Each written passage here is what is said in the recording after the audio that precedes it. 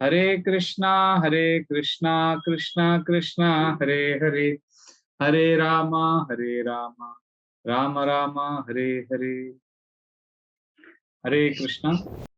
We welcome everyone to our program, and we will be studying Srimad Bhagavatam. We have been studying for last few months, and we are in the first canto, second chapter, and today we will be starting with verse number 23 of the second chapter, right? So we'll start with the 23rd verse and we'll begin the discussion. So you can kindly repeat after me.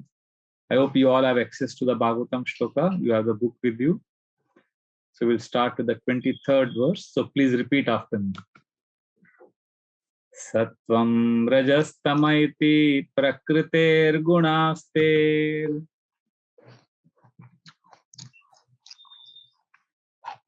yukta parah purusha eka iyasya dhatte Titadahe hari virinchi hareti samya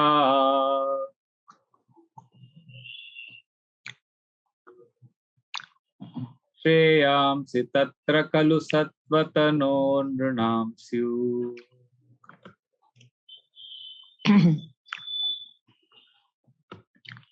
So who will read the translation today? Yes, Prabhuji, can I read? Yes, please. Yeah. The transcendental personality of Godhead is indirectly associated with the three modes of material nature, namely passion, goodness, and ignorance.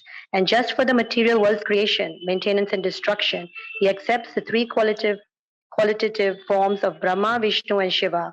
Of these three, all human beings can derive ultimate benefit from Vishnu, the form of the quality of goodness. So now what we have begun reading is, see, till now in this chapter, Suta Goswami was answering the first two questions of Shaunaka Rishis. And while answering, till now, the focus was how Bhakti Yoga is glorious. The glory of Bhakti Yoga was described. But starting from this verse, you will see that in this section, this is this verse and the next two verses, until the end of the chapter, the glory of Bhagavan, who is the topmost object of worship, who is the object of Bhakti Yoga, his glory will be established. So is it clear? So till now, Bhakti Yoga was glorified. Now, Bhagavan is established as the supreme most object of worship. So this verse which we have just taken, now in this verse it is said that the Guna avatars, amongst the Guna avatars, Lord Vishnu is to be worshipped. So like for mode of passion, that is Brahmaji, for mode of ignorance is managed by Lord Shiva, but mode of goodness is managed by Lord Vishnu, and amongst these three Guna avatars, Lord Vishnu has to be worshipped.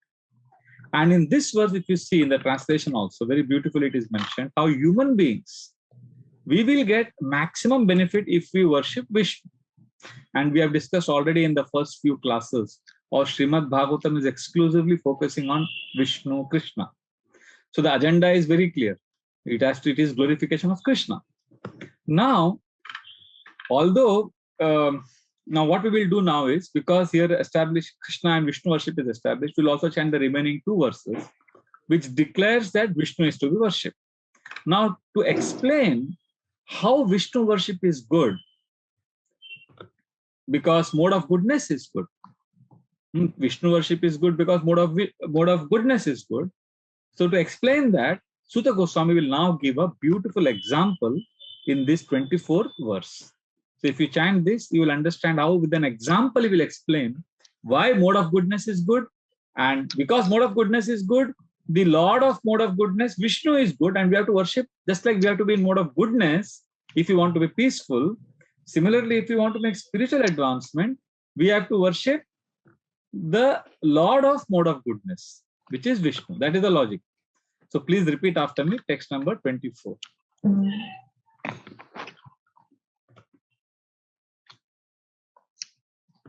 Partiva daruno dhumas tasmadagnistrayi maya tamasastu rajastasma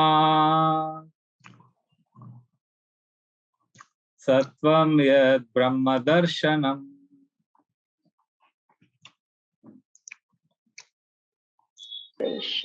Firewood is the transformation of earth, but smoke is better than the raw wood, and fire is still better. For by fire we can derive the benefits of superior knowledge through Vedic sacrifices. Similarly, passion, rajas, is better than ignorance, tamas, but goodness, sattva, is best because by goodness one can come to realize the absolute truth.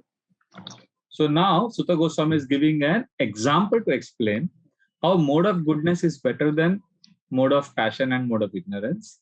And because mode of goodness is better than the other modes, therefore Lord Vishnu worship is better than all other worship. And the example he gives is that firewood, wood is better than earth, but smoke is better than wood, and fire is best. Similarly, passion is better than ignorance, and goodness is better than passion. Like that, he gives an example. Because, see, ultimately, mode of goodness is what helps us connect with Krishna. But somebody can be trapped by mode of goodness also.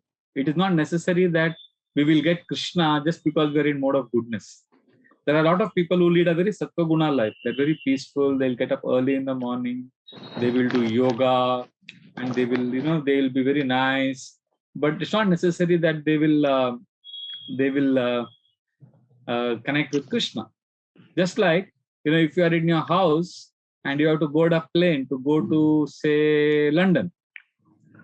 So you leave your house, and as soon as you leave your house, you are stuck in the traffic right outside your house. Let us say your house is in Chowpatty, Marine Drive, or Malabar Hill. So your car gets stuck in the traffic at Haji Ali. You're going to the airport, and you're going to the airport because you want to go to London. So your car is stuck at Haji Ali, and your friend is also leaving for the airport, and he is left also to take the same flight, and his flight is stuck at Andheri near Vile Parle. And there is a third person who is also going to London, and he has reached the airport. He is inside the airport, but he hasn't boarded the flight yet. So he could also miss the flight. Just because he's in the airport doesn't mean that he's going to London. Similarly, you are stuck near your house means it is like tamoguna. Tamoguna is very far from realizing God. Somebody in Rajaguna is like somebody whose car has reached Vile Parle. It's closer to understanding Krishna. And somebody in Sattva means somebody has entered the airport. But still, there is no guarantee that he is going back home to Krishna, because he has to finally board the plane of Krishna consciousness. He can't be saying, I'm in the airport is so good, it is so cool here, it is so clean here. So he may be lost in the airport, and he may start shopping, he may start buying all the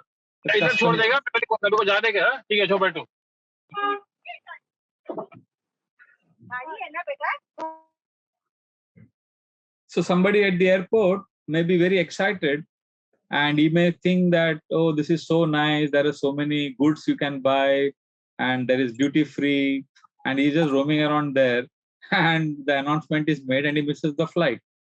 So how is his life different from your life? You are stuck at Haji Ali, and you are lamenting that, oh, I couldn't board the flight, and this guy is in the airport so close to the plane, and he also misses the flight.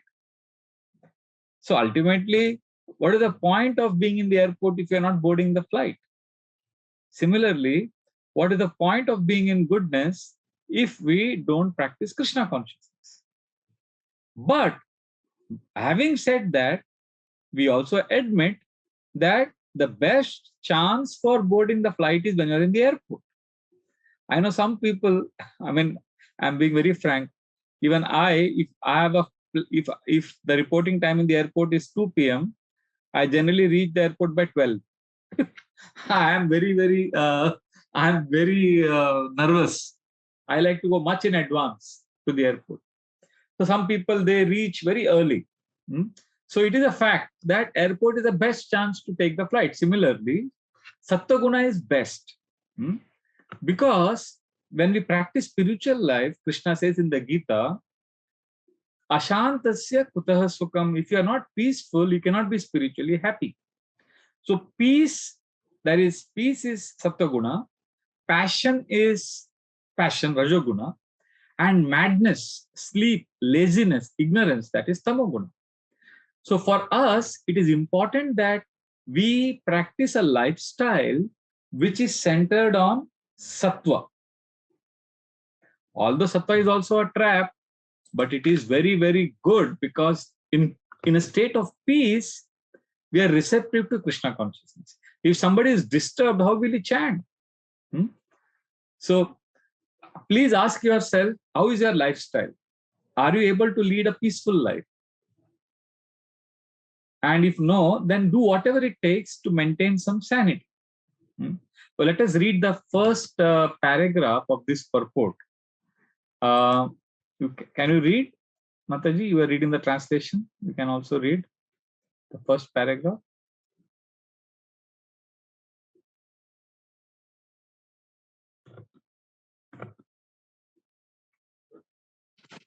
Firewood is a transformation of earth, but smoke is better than the raw wood.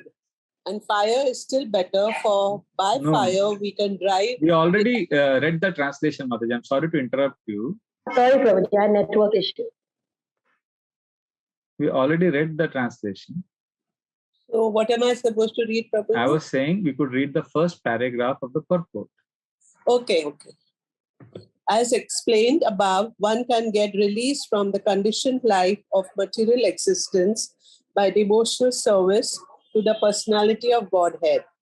It is further comprehended herein that one has to rise to the platform of the mode of goodness, sattva, so that one can be eligible for the devotional service of the Lord. But if there are impediments on the progressive path, anyone, even from the platform of tamas, can gradually rise to the sattva platform by the expert direction of the spiritual master. Sincere candidates must therefore approach an expert spiritual master for such a progressive march, and the bona fide expert spiritual master is competent to direct a disciple from any stage of life, tamas, rajas, or sattva. Excellent. So what we are reading here is, basically it is very clear in the verse that wood is better than earth, smoke is better than wood, and fire is better than smoke. Similarly, rajas is better than tamas, sattva is better than rajas, and Krishna consciousness is better than sattva also. But Srila Prabhupada is explaining in the purport here, basically is revealing his own potency, that sometimes what happens is people are so degraded that they're unable to come to the platform of Sattva-guna. Are you aware of such people? Can you think of examples of people who just can't make it to Sattva-guna? You tell them to sit down and just do breathing for 2 minutes, they become restless. After 2 seconds, they start jumping. So Sattva-guna is very difficult for many people. But even they have hope. Srila Prabhupada is writing in the purport that they also have hope if they get some shelter of a bona fide spiritual master. And Srila Prabhupada is revealing his own spiritual potency, how he helped people who are in horrible condition. He helped them to come to Krishna consciousness. People who are in dark mode of ignorance, he made them practice pure bhakti. Like I once spoke the story of Pigpen in this forum, who went on to become an initiated disciple of Srila Prabhupada. He was living with the pigs in the gutter. Now, that is worse than tamoguna. It is like animal life. But Srila Prabhupada had the potency to make him not only come to mode of goodness, but to bring him to Krishna consciousness. Once Srila Prabhupada went to a nudist club, a community where people would roam around naked. They were like completely tamoguna. They would do farming and they would live in that community. And Srila Prabhupada went there and he saw one man, he was doing farming. And Srila Prabhupada looked at him and said, "What are you doing?" He said, "I'm growing potatoes." Srila Prabhupada said, "No, I'm not talking about what farming you are doing. I'm talking about what are you doing with your life. You're wasting your life." So when he said that, this man was stunned and he simply followed Prabhupada. And Prabhupada made him a devotee and he made all the members of that group devotees. And they began to wear clothes. They began to start living a normal Sattva-guna life. And eventually, this Prabhuji, his son, went on to become such a great devotee. And he is an expert filmmaker. He made this film on called Simple Temple in 2004, a movie on our Radha Gopinath temple.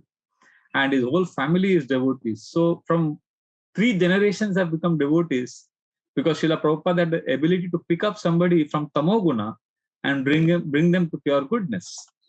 I know one devotee personally who used to come to our temple every day for Mangalarati, not because he was in Sattva-guna, because he used to always be awake from evenings 5:36 p.m. till morning 6:30 a.m. and then he would sleep. And so he came to Krishna consciousness. He started coming for Mangalarati at 4:35 and then he would go home and sleep at 6 o'clock in the morning. One day during Mangalarati, he told me, "Prabhuji, I haven't seen sun for many, many years now." So then we were instrumental in changing his lifestyle. And now he gets up early in the morning and he sleeps early in the night and his lifestyle has changed. I mean, there are people who have seen drastic changes and they have come to Sattva-guna and they have practiced Krishna consciousness because of Srila Prabhupada's mercy. Therefore, here in this verse, 2 verses that we took, Sattva-guna is explained to be best and Lord Vishnu's worship is said to be best. And Sutta Goswami now says that this knowledge was known to even the great sages of the past. And that is explained in text number 25, the next verse. So you can please repeat after me.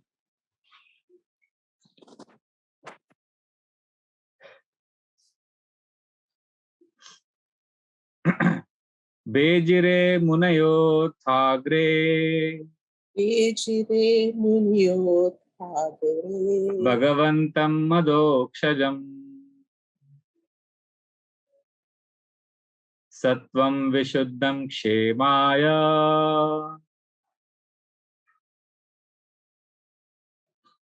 Kalpante yenu taniya.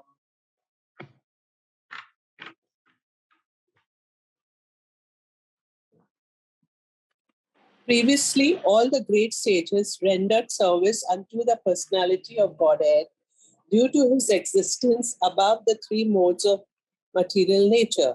They worshipped him to become free from material conditions and thus derive the ultimate benefit. Whoever follows such great authorities is also eligible for liberation from the material world. Here, Srila Prabhupada is appealing to us. Please follow great devotees who have established a system of Sattva-guna. Please, and worship Krishna.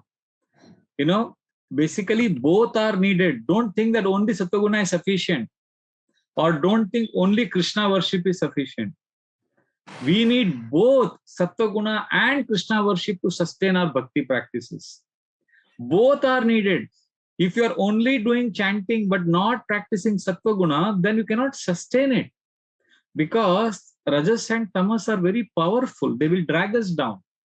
Therefore, Srila Prabhupada gave us a lifestyle. He said, eat food in Sattva-guna, wear clean and fresh clothes, get up a little early in the morning.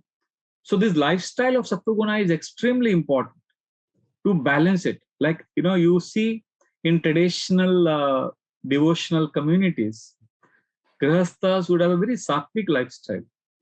Even now, for example, nowadays everything is in Rajas. Even a Bhagavad discourse, people want to be stimulated, they want to hear jokes, they want to get entertained. and there's a lot of intensity. There is no sobriety. Actually, Bhagavatam is for sober people. Bhagavatam is meant to be understood, reflected upon, and make important changes in our lifestyle and come closer to Krishna. But what is happening with many of us is Rajas and Tamas is overwhelmingly dominant in our lives. But if you have to sustain bhakti practices, then we have to abandon Rajas and Tamas and choose Sattva. And a simple example of this is, for example, let us say you are driven by a lot of ambition to make an impact in the devotee community. Let us say you want fame, you want glory. Now, these kind of aspirations are in Rajas, whereas the aspiration to serve or the mood of detachment, this is in Sattva Guna. So when we consciously make a Sattva choice, we nourish our bhakti. Although technically we know that Krishna consciousness is not dependent on anything, but Sattva Guna practices, I gave an example some time back of the airport. It is like coming very close to realizing Krishna. Therefore, it is helpful. So I request you to also read the purport of this verse, which is very, very powerful. And you can please read at least the first paragraph. The purpose of performing religion is neither to profit by material gain, nor to get the simple knowledge of discerning matter from spirit. The ultimate aim of religious performances is to release oneself from material bondage and regain the life of freedom in the transcendental world, where the personality of Godhead is the supreme person.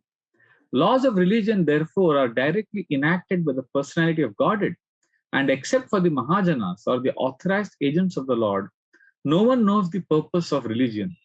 There are 12 particular agents of the Lord who know the purpose of religion, and all of them render transcendental service unto him. Persons who desire their own good may follow these Mahajanas and thus attain the supreme benefit. So if you see in the purport also, Srila Prabhupada is appealing to us that religion means to make us get out of the prison of material world. This material world has been compared to a prison in the scriptures. Now, many of us, we practice religion in the same mood that a prisoner is following certain rules of the prison and is doing certain things to help his life in the prison more comfortable. Srila Prabhupada said, purpose of the religion is not to help us make the prison life comfortable. The purpose of religion is to help us get out of the prison of material world. So therefore, when we practice Sattva Guna, we are getting a chance to actually get out of this material world. Now, therefore, Vishnu worship is mentioned. You may say, but Prabhuji, from childhood, I worship all the different devtas, different demigods. So what happens to my worship of different demigods? Now, this is clarified in the next two verses. So Srimad Bhagavatam's perspective on the demigods worship vis-a-vis Lord Vishnu's worship is mentioned in 26 and 27. So you can please repeat after me text number 26 and then please read the translation. Mumukshavo ghora rupan hitva bhuta patinata narayana kala shanta bhajanti anasuyava. Those who are serious about liberation are certainly non-envious and they respect all. Yet they reject the horrible and ghastly forms of the demigods and worship only all the blissful forms of Lord Vishnu and his plenary oceans. I request you to also please read the second paragraph of the purport. All demigods who are empowered by the Supreme Lord. Sorry. Wait, sorry, Mataji. Sorry, I'm sorry to interrupt you. Can you please read not the second paragraph? I meant the third paragraph. Third, okay? The separated parts and parcels have different positions in the estimation of material powers, and some of them are like Kala Bhairava, Samsana Ashana Bhairava, Shani. Shani, Mahakali, and Chandika. These demigods are worshipped mostly by those who are in the lowest categories of the mode of darkness or ignorance. Other demigods like Brahma, Shiva, Surya, Ganesha, and many similar deities are worshipped by men in the mode of passion, urged on by the desire for material enjoyment. But those who are actually situated in the mode of goodness, Sattva Guna of material nature, worship only Vishnu Tattvas. Vishnu Tattvas are represented by various names and forms such as Narayan, Damodar, Vamana, Govinda, and Adoksaja. So basically, Srila Prabhupada is emphatic that we as devotees do not worship the Devatas, we only worship Krishna. But then you may say, Acha, then who are the people who are worshipping the Devatas? There are so many people who worship demigods. So who actually does it? That is answered in the next verse. Text number 27 answers who worships the demigods. So let us read text number 27.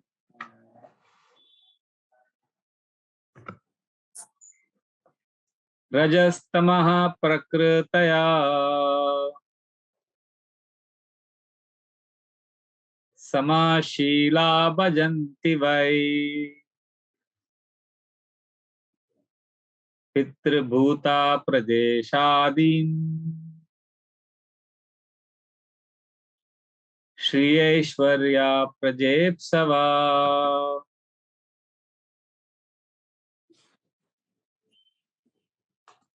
Those who are in the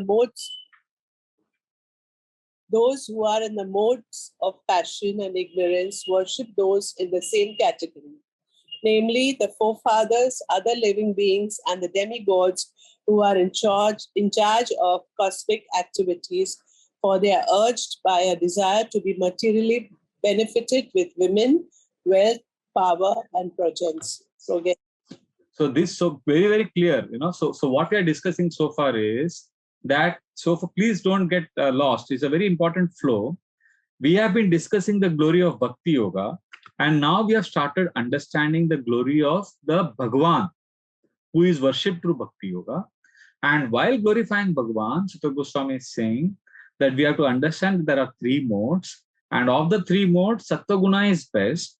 Just like wood is better than earth, and smoke is better than wood, and fire is better than smoke. Similarly, Sattva is best, but through Sattva Guna also we want to actually worship Krishna or Lord Vishnu. After having established this, Sutta Goswami is saying that although we are worshipping Lord Vishnu, we need to know very, very clearly that there are Devta, there are demigods, and we don't worship them. And who worships them? Those are influenced by tamas and rajas, mode of passion and ignorance. Now, having said this, we have to clarify here that this does not mean we disrespect the Devtas. This is very, very important. We never disrespect any of the Devtas, any of the Babas, because they all have some power, they all are representatives of the Lord, and we honor them. Just like you may honor the president of the country also by honoring a government employee. A police constable may not be the commissioner of police, but still we respect him. But we don't worship him or we don't give him the position of the commissioner of police. Similarly, we respect all the Devtas, but we understand that Krishna's position is supreme.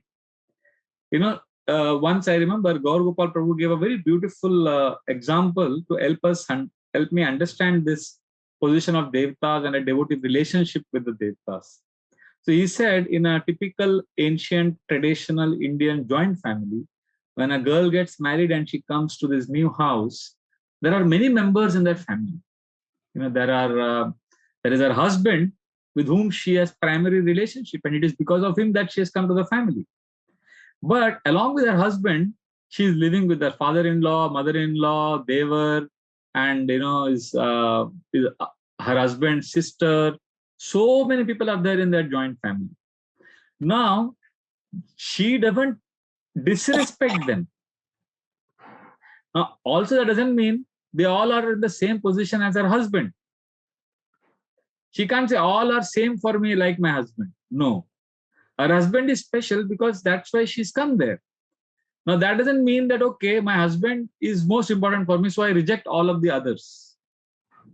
No, she will respect all of them as well.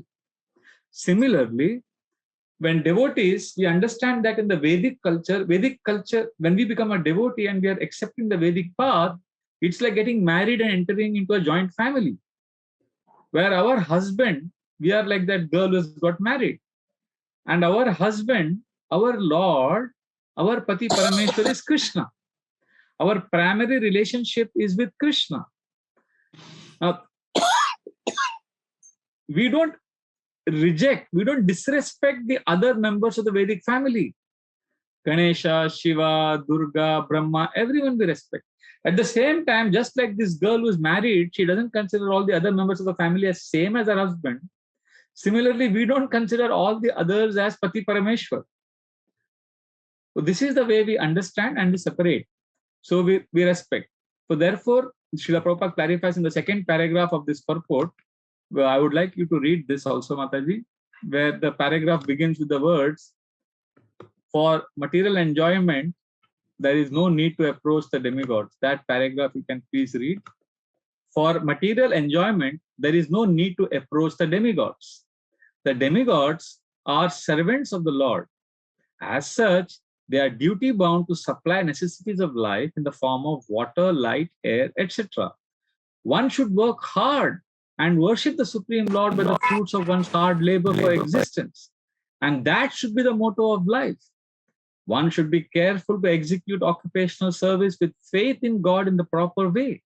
And that will lead one gradually on the progressive march back to Godhead. So Srila Prabhupada again emphatically writes that there is no need to approach the Devatas because they are simply, at the end of the day, they are servants of Krishna. They are servants of Krishna, and we don't need to do the different yajnas, but the yajnas are performed as an expression of gratitude. See, whenever there is yajna performed in the Vedic culture, like I remember my father's older brother, he was turning 80. He's not a Hare Krishna devotee. On his 80th birthday, he organized 3 yajnas in the ancestral house. So, and lot of guests were called. So I asked him, I said, Tauji, aap ye yajna kyun kar rahe ho? 3 yajna. And spontaneously, without blinking an eyelid, and he's not a Hare Krishna devotee, but he understands the Vedic concept, spontaneously he said, I am doing these 3 yajnas to simply express my gratitude to all the Devatas for having given me 80 good years in this body and on this planet. Immediately, without batting an eyelid, his funda was very clear. It is an expression of gratitude. Just like if you are thirsty, and if you say, I am feeling thirsty, and if I give you a cup of water, you will immediately say, thank you. But unfortunately, for many of us, our gentlemanly behavior ends there. Because when we are thirsty, somebody gives us water, we say thank you, but God is providing rain throughout the year. We get water through the rain. Our lakes in Mumbai are full. So are we thanking God for the electricity? Just like we offer, if you have to pay electricity bill, right? If you don't pay the taxes, if you don't pay the bill, then you won't get the supply. Similarly, when we perform yajna, it's like paying a bill. It's like expressing gratitude to nature, to the different devatas. But in Kali Yuga, it is said that if you simply do 2 things, if you chant Hare Krishna, that is equivalent to doing all the yajnas and expressing gratitude. And secondly, while doing Hare Krishna chanting, if you have the mood of gratitude that Krishna, I am grateful to you and I want to serve you, then this will give us the same benefits as all the yajnas done in the previous ages, and also more benefits than that. That is the recommendation of the scriptures. Now you may say, but Prabhuji, how do I practically apply this in my day-to-day life? Simple. Chant Hare Krishna first. Second, anything that happens during the day, we could express thank you to Krishna. Like we just have to become Krishna conscious. Like I'll give an example. I have a Grahastha friend, Anand Vrindavan Prabhu.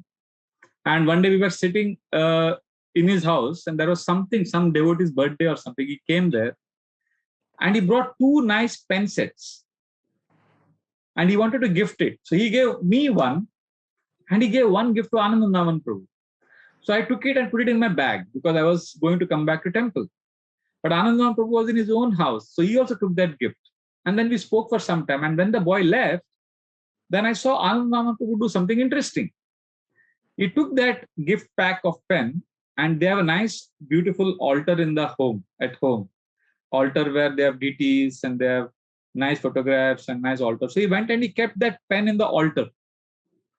I said, wow, you're offering it to Krishna? He said, yes, Prabhu. Anything I get, new clothes, new shoes, anything I buy, anything I get new for my enjoyment, for my use, I first offer it in the altar for Krishna. This way I remember Krishna. Krishna, this is for you. Even when I'm sick and I have to take my tablet, I offer it to Krishna. Now, Krishna doesn't need a tablet. Krishna doesn't get sick. But the mood that I'm remembering Krishna, Krishna, see, I'm sick, I'm taking this. Please, I need your permission. So these are the 2 things devotees do. One thing is we chant Hare Krishna, which is the yajna, which is like paying the taxes or paying the electricity bill.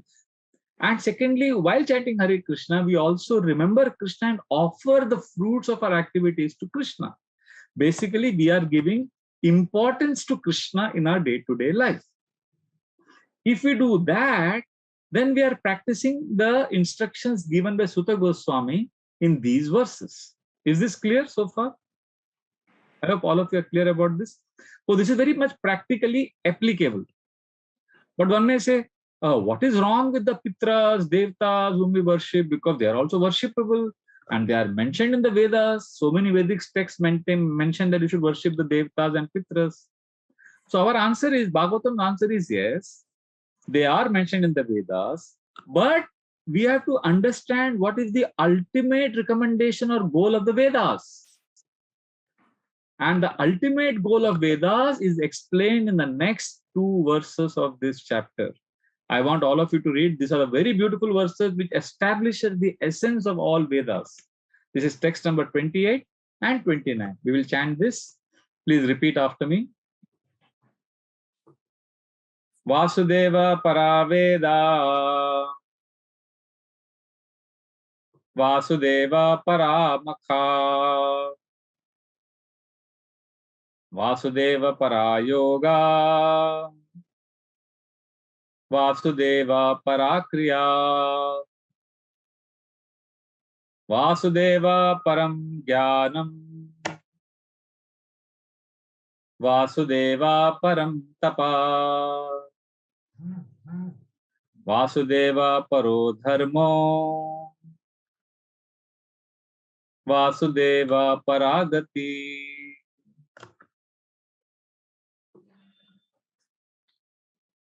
In the revealed scriptures, the ultimate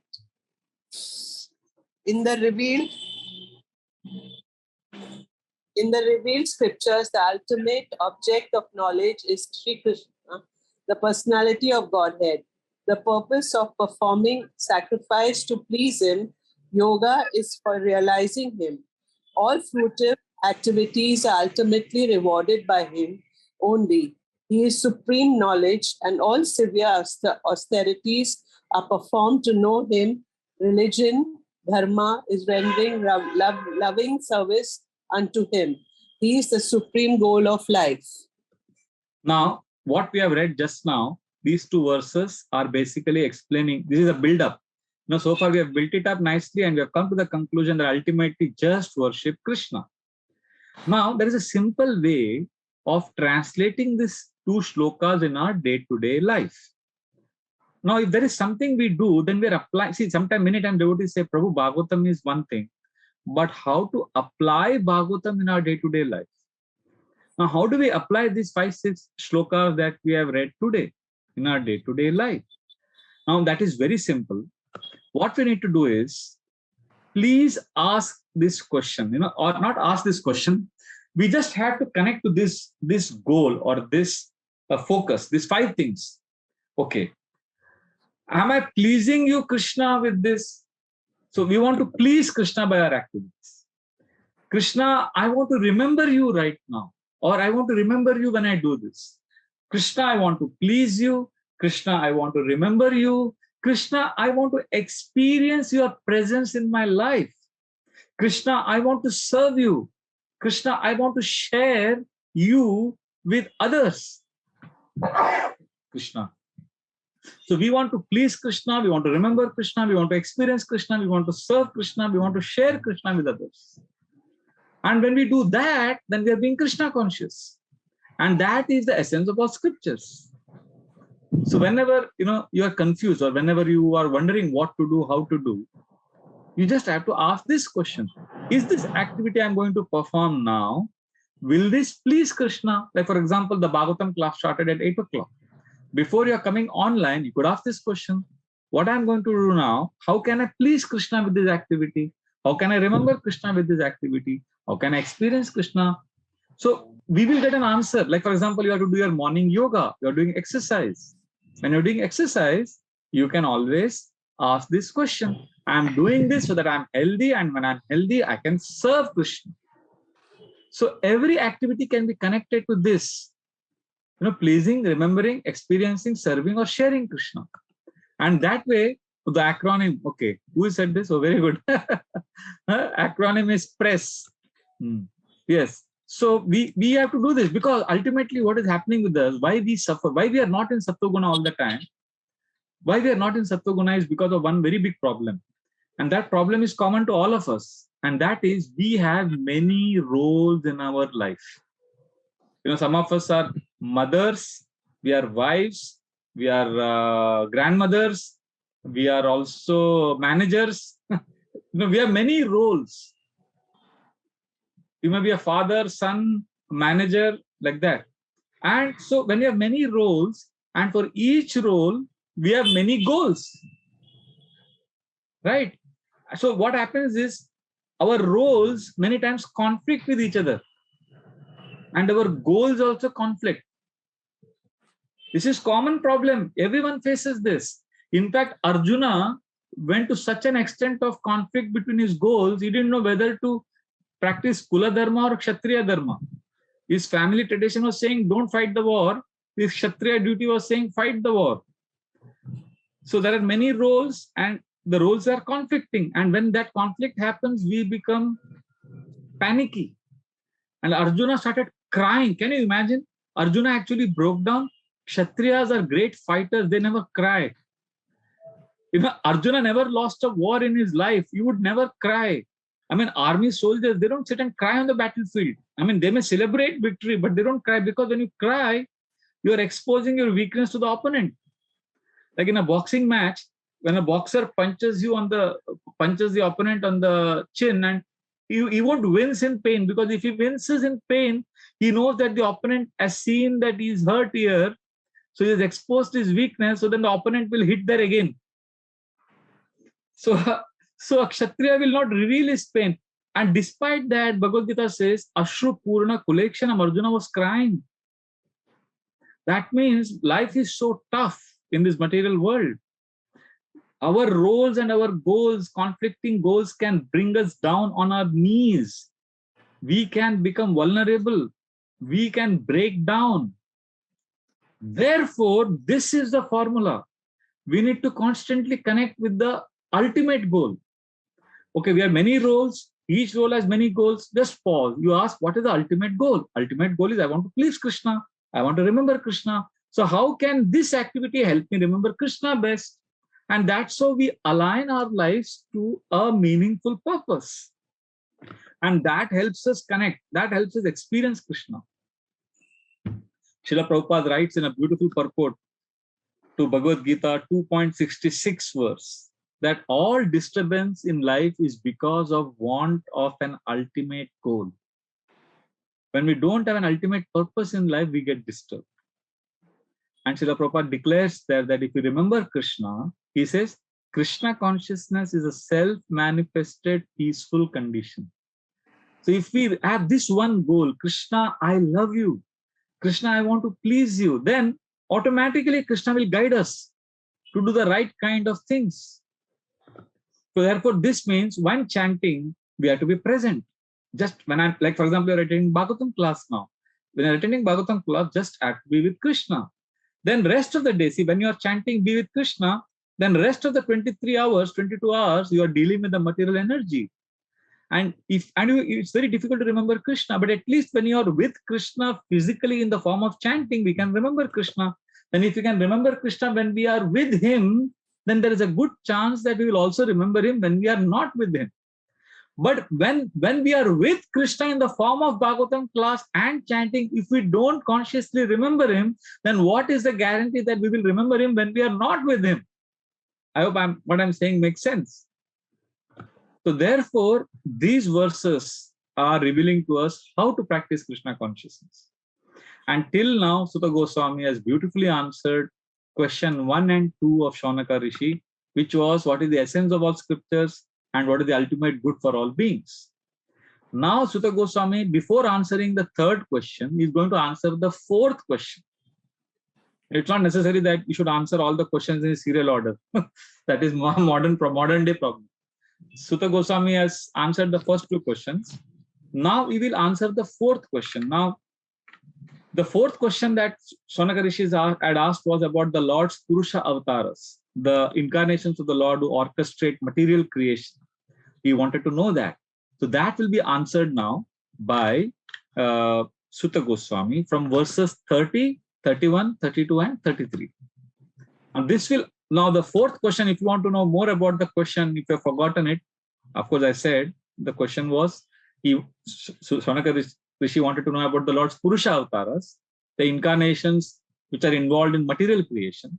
But still, you want to read the verse, you can go back later and read first chapter, first canto, the same canto, first chapter, text number 17.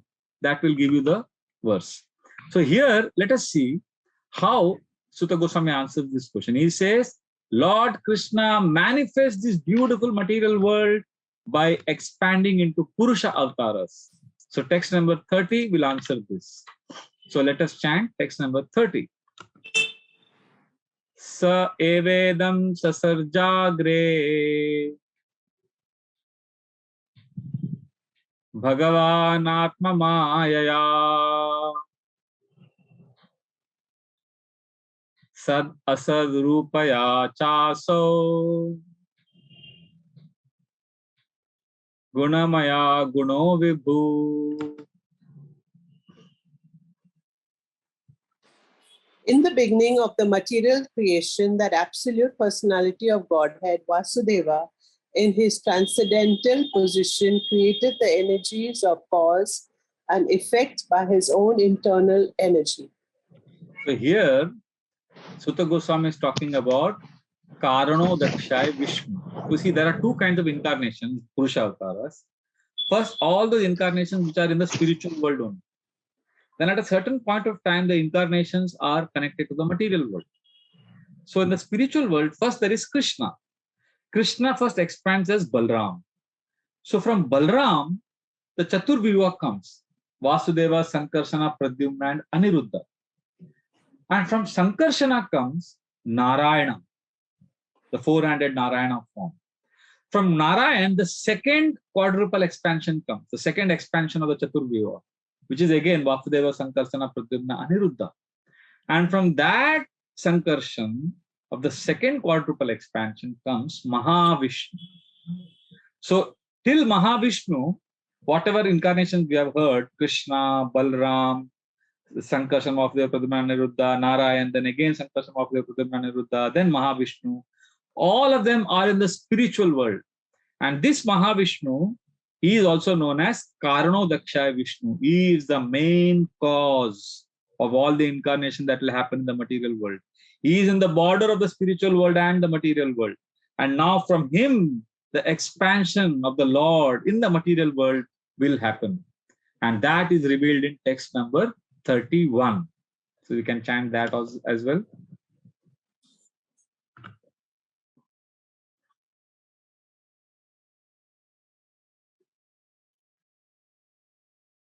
Taya vilasiteshu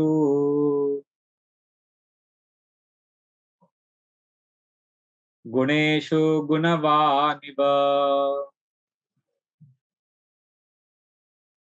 Anta Pravishta Abhati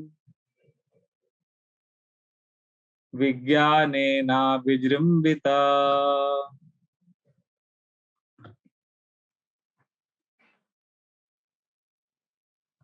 After creating a material substance, the Lord Vasudeva expands himself and enters into it. And although he is within the material modes of nature and appears to be one of the created beings, he is always enlightened in his transcendental position.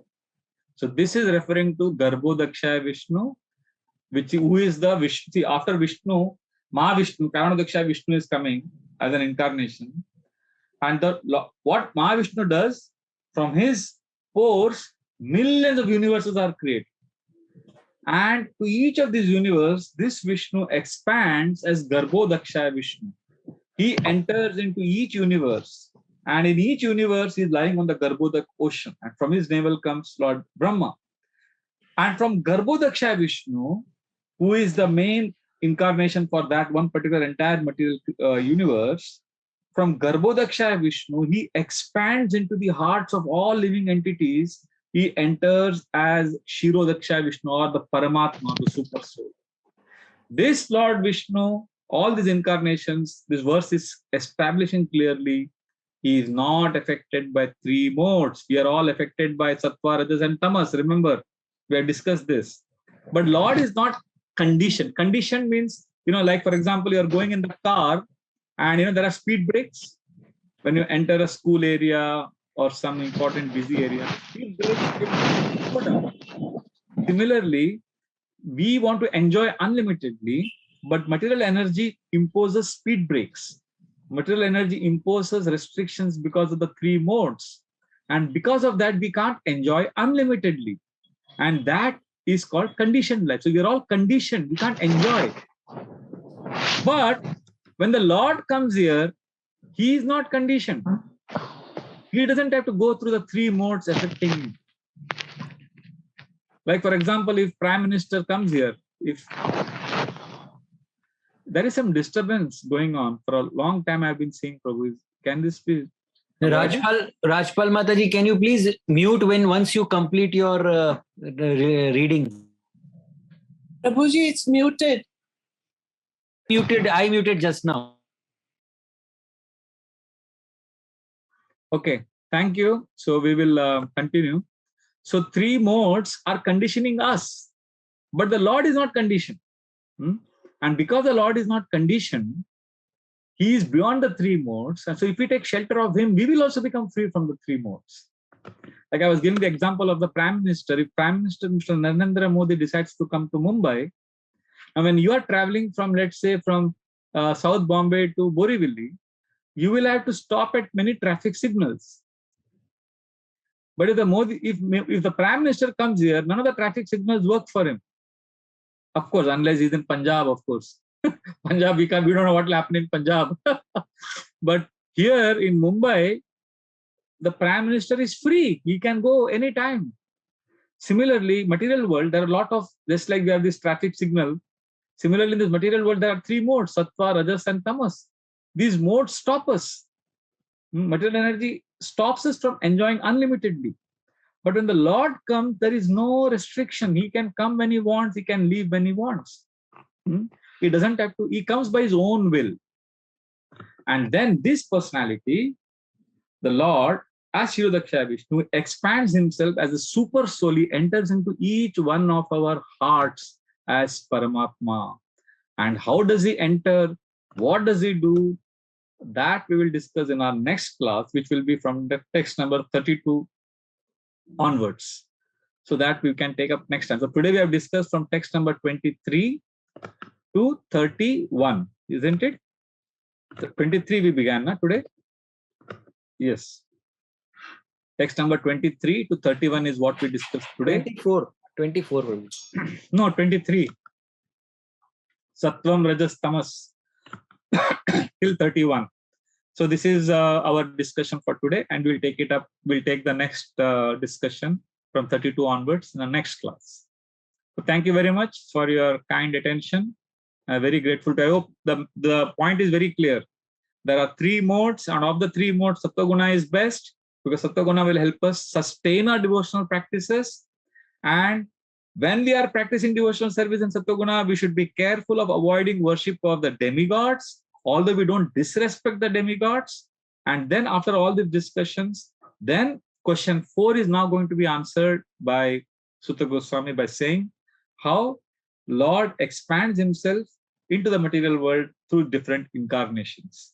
So this is what we are discussing, and we have come to the point where Lord is now going to enter into each one of our hearts as the super soul, which will be the subject of discussion in our next class.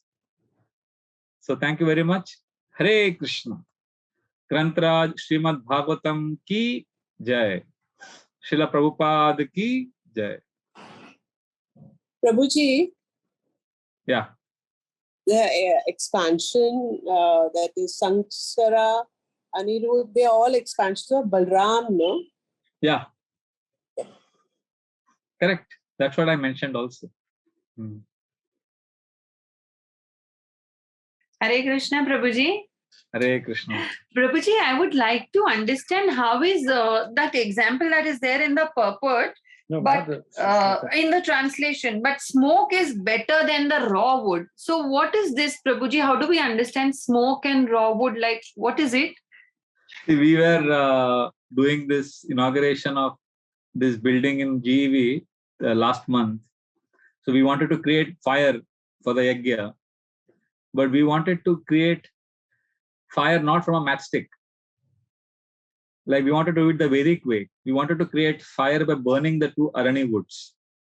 So that was taking a lot of time. It took almost 1 hour 45 minutes. Finally, the fire was created. And then that fire was used because simultaneously 5 yajnas were conducted. So just imagine you're sitting in that yajna and in the morning you started. So you are trying hard and some smoke starts coming. Then you're getting some hope.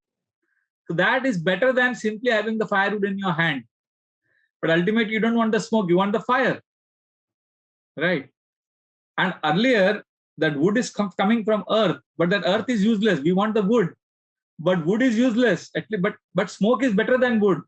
But better than smoke is fire, because fire will help us do the yajna. The fire will help us do the cooking. So in that context, it is said smoke is better than wood, because it is a progression towards creating fire. So similarly, see, we have to take it in the context. Passion is better than ignorance, because at least a passionate man is active. Ignorance is, so you can say, oh, passion is good. Or Bhagavatam says passion is good, so I'm in passion, Prabhuji. No. That is compared to ignorance. But compared to sattva, it is not good. Similarly, smoke is better means in the context it is said that smoke, at least there is some hope that fire will come now. Like that. Thank you, Prabhuji. We will stop here. It is 9 o'clock. We will continue our discussions next time. Is that okay? Thank you. Thank you. Hare Krishna. Grantra Srimad Bhagavatam ki jai. Srila Prabhupada ki jai.